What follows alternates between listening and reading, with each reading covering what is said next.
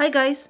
Today I'm drawing in Adobe Fresco and I will be showing my favorite brushes that they have. A couple of weeks back I did a video about Fresco, and as I know they made some updates since then, I have been using it and I wanted to take that opportunity to follow up. Although not many things changed, I want to focus this video on brushes, how great they are, which ones I recommend the most and how I use them. Because of the current situation, coloring pages have become more popular recently, as coloring is a very relaxing activity. Together with some great artists, Adobe created Adobe Coloring Book. So over the weekend I wanted to enjoy a relaxing evening coloring. And to show you how the brushes work and behave, I chose Mark Conlan's illustration.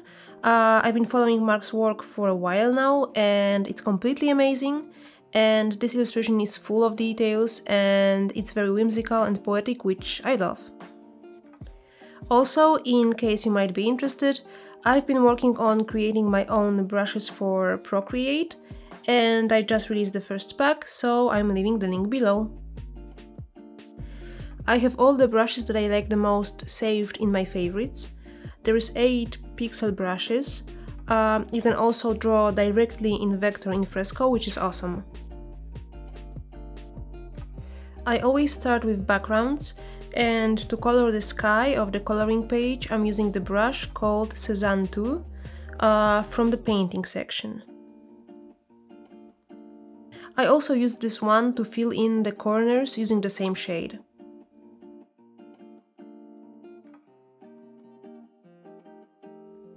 The brushes in Adobe Fresco are beyond beautiful, and this one basically does everything for you. That's how beautifully looking it is. For all the details and smaller parts of the illustration, I chose the Natural Brush 1, also from the painting section. To add some texture to the architecture, I used one called Rough Pencil from the Dry Media menu, adding lighter lines on the top of the stairs.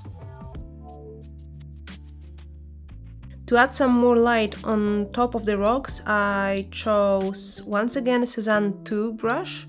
Within the stroke you can see different shades of your selected color, which creates a very rich and natural effect. This is also the one I used to color in all the frames. I think it's the most precise one from all my favorites.